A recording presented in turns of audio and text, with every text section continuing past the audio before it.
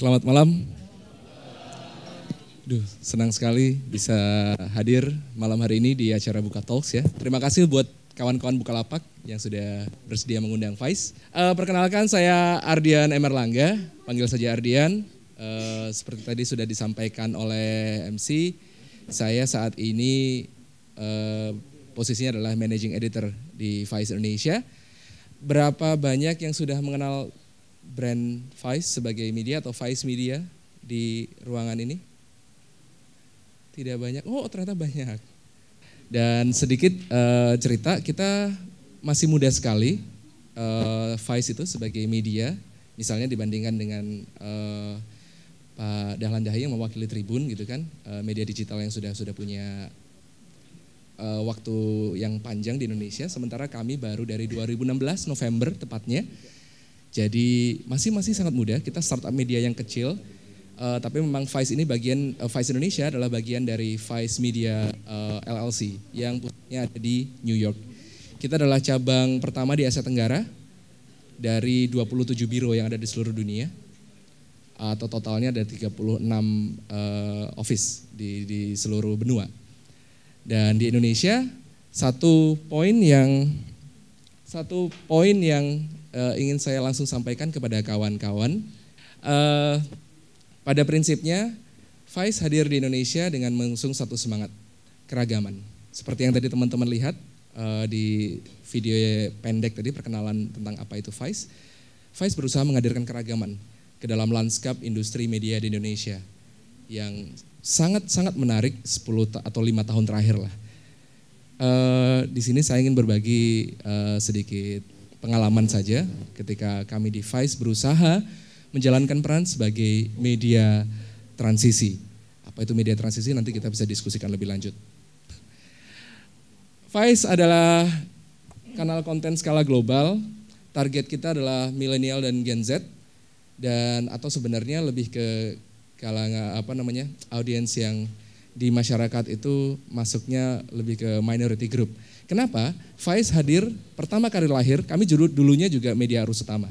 Faiz adalah majalah dulunya di Montreal, Kanada, majalah punk.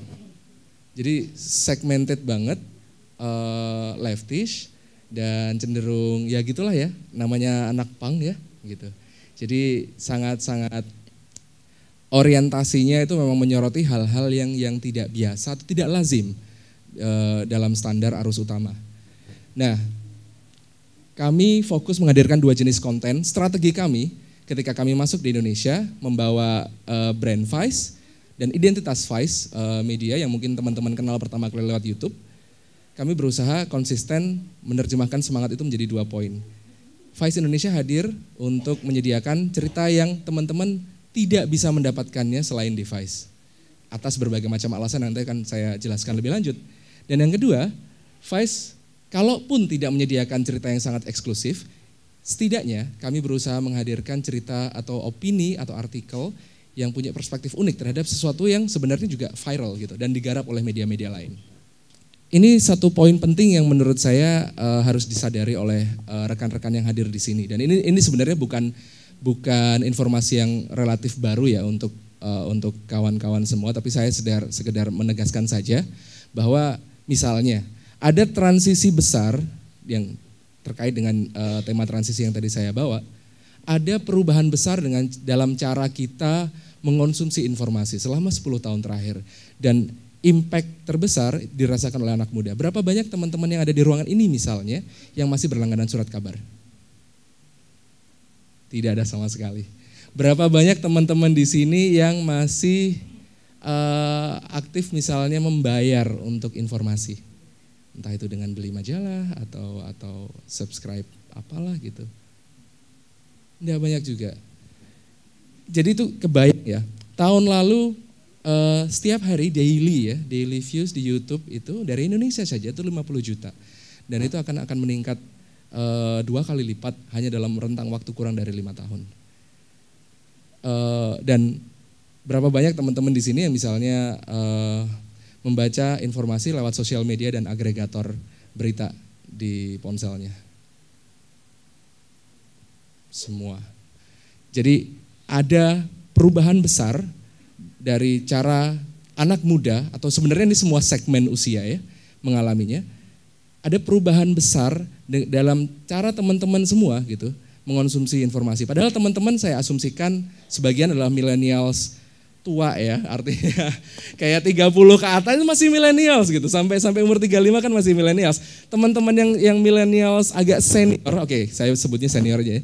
Senior millennials itu kan masih ngalamin beli koran, beli majalah kan untuk mengakses informasi kan atau langganan TV kabel bukan Netflix misalnya. Dan kebayang nggak sih kalau kalian aja sekarang itu sudah tidak lagi mengonsumsi informasi secara berbayar gitu. Bayangkan generasi yang Gen Z yang lebih muda lagi dibanding teman-teman. Yang dari lahir jebrot udah langsung nonton YouTube gitu.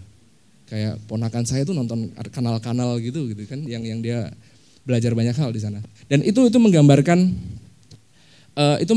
bahwa pemain media, industri media juga harus berubah.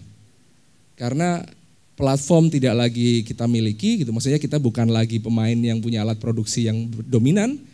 Platform yang dominan adalah Google, YouTube misalnya untuk media, sehingga ya media juga harus berubah ke sana dan Vice mengambil peran itu sejak 2007. Ketika kami memanfaatkan YouTube saat itu untuk mengunggah video-video pendek dokumenter kami yang saat itu kualitasnya juga tidak terlalu bagus ke YouTube. Vice beruntung, Vice ini konteksnya tentu Vice di Amerika Serikat ya, beruntung menjadi salah satu yang pertama memaksimalkan YouTube. Sehingga ketika media-media arus utama lain baru berusaha melakukan transisi tersebut, kami sudah lumayan di depan. Dan akhirnya kami cukup dikenal dalam konteks produksi videonya di YouTube. Kesadaran itu yang membuat Vice berusaha menampilkan identitas yang jelas. Ketika misalnya janji tadi yang saya bilang bahwa Vice berjanji berusaha menghadirkan keragaman dalam lanskap industri media di Indonesia. Kenapa Vice masuk di Indonesia? Selain karena potensi millennials yang sangat besar, sangat banyak, ada faktor lain tentu saja yang menurut kita penting. Kenapa kita bisa punya peran di segmen market yang luar biasa besar ini, yang bernama Indonesia ataupun Asia Tenggara. Karena keragaman medianya. Minimal ketika misalnya kita bicara di Indonesia, ketika misalnya bicara media digital, tidak banyak media digital yang berusaha memposisikan dirinya itu menawarkan hal yang lebih ya slow, evergreen, mendalam, tidak terburu-buru, tidak. Kami jujur kami tidak main daily news sepenuhnya. Walaupun untuk breaking news tentu tetap kami bikin, tapi kami tidak pernah membuat produksi konten harian atau berita harian. Yang kami cari, yang kami prioritaskan adalah cerita-cerita yang bisa teman-teman bisa tonton tahun depan juga substansinya nggak akan hilang gitu.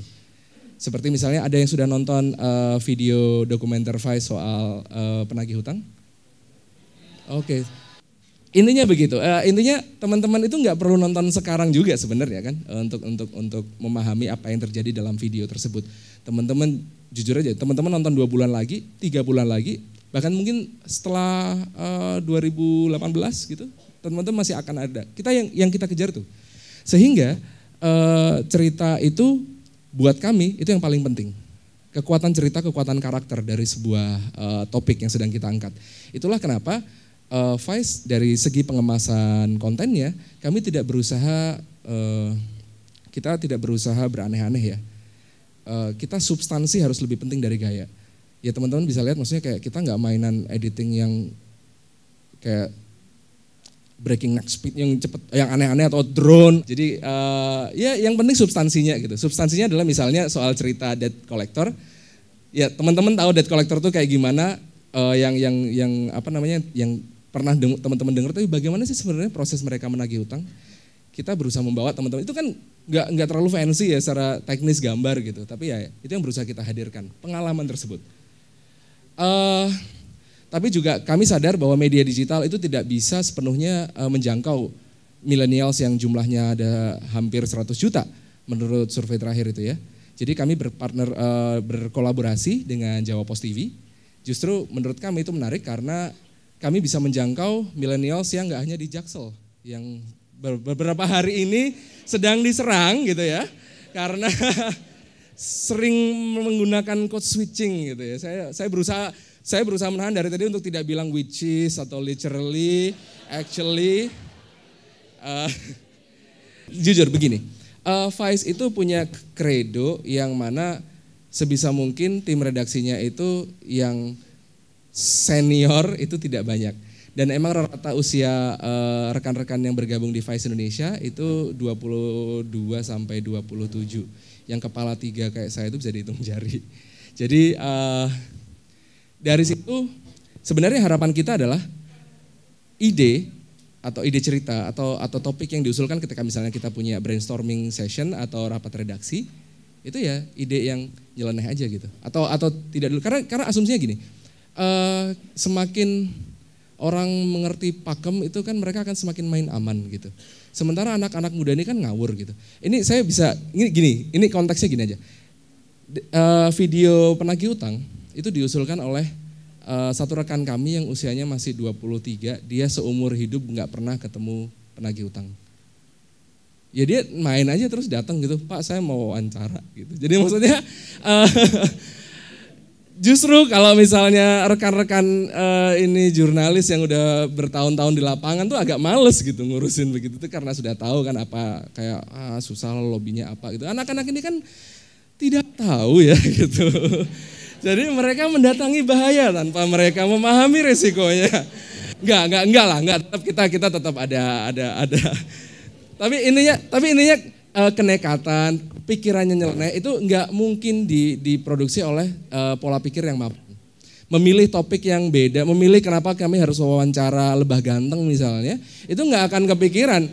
Serius maksudnya teman-teman yang pada nonton yang bajakan semua ya, ini, file sharing semua ya. Ya tapi intinya gitu lah, pada tahu Lebah Ganteng.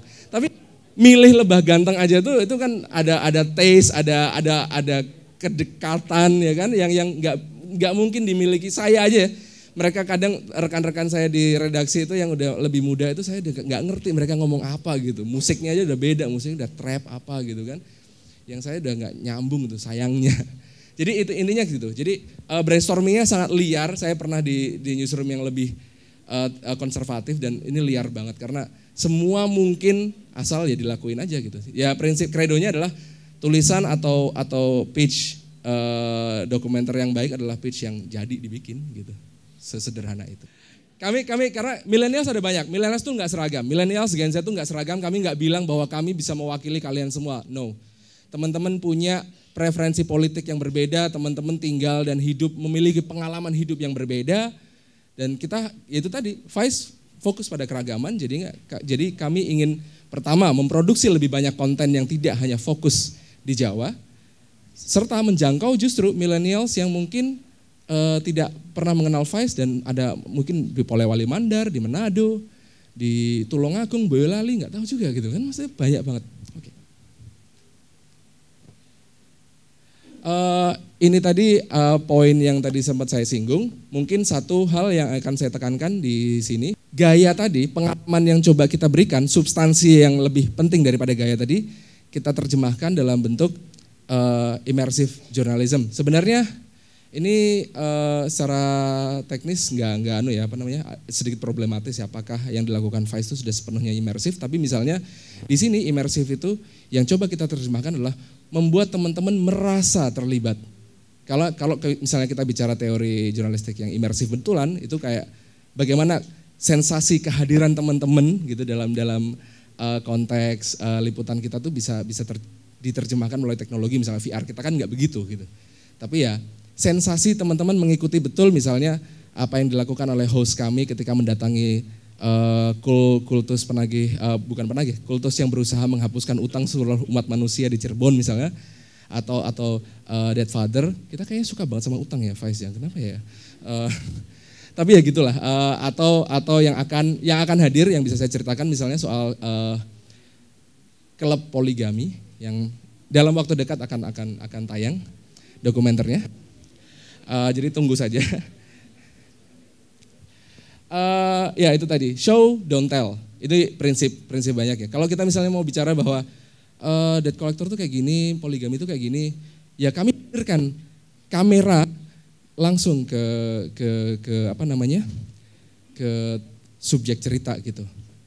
Dan prioritas kami adalah memberi ruang untuk cerita-cerita yang dekat dengan, semoga gitu ya, dekat, atau misalnya kalaupun tidak dekat, teman-teman itu tertarik gitu, karena teman-teman nggak pernah mengalaminya gitu. Jadi ruang-ruang kayak gitu yang ingin kita kasih dalam cerita-cerita kita. Ini termasuk juga kultur meme, shit posting, ada banyak hal, dang meme.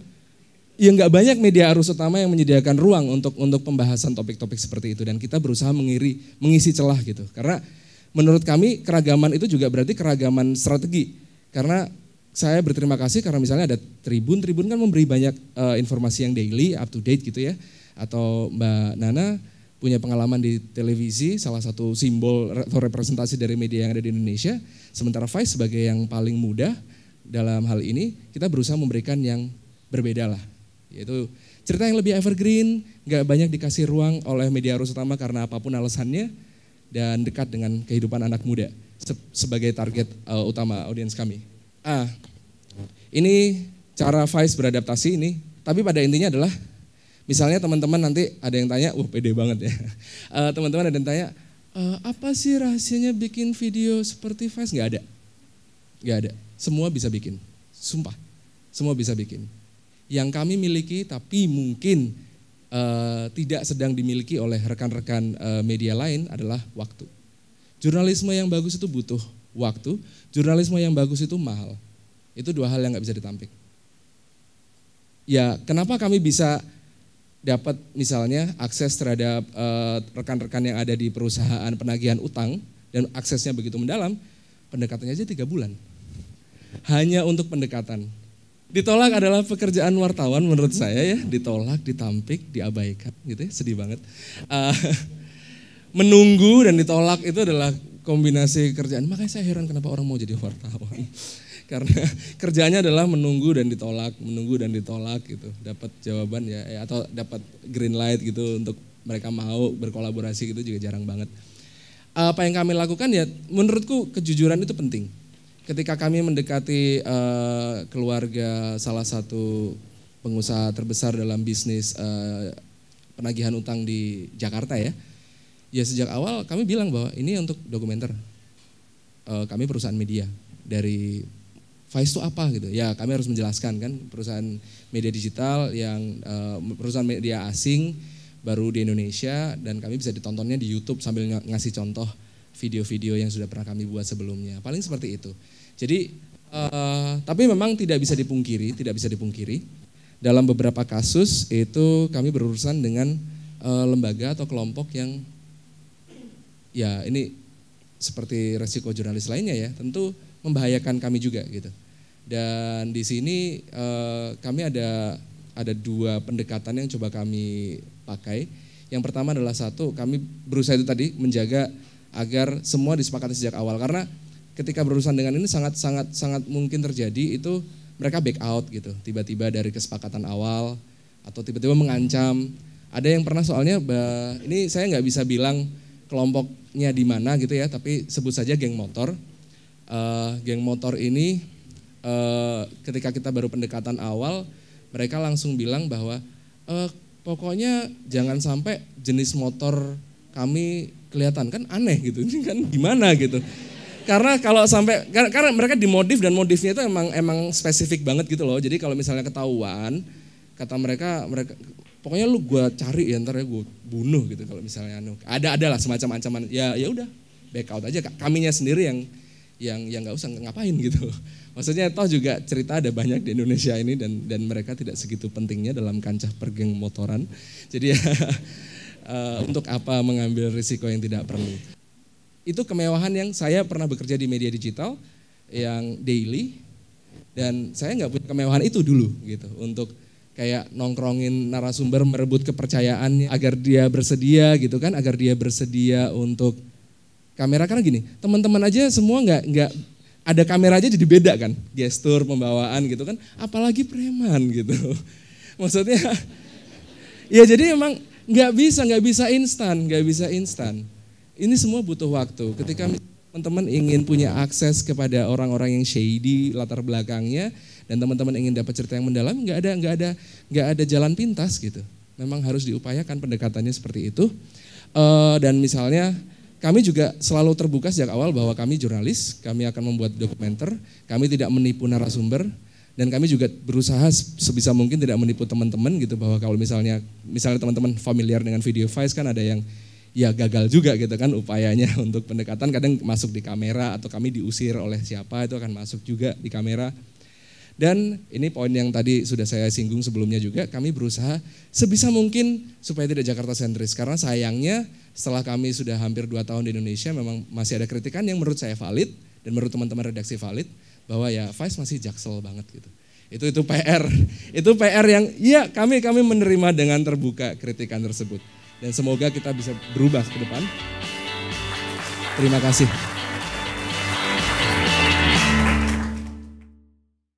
Buka aja Bukalapak.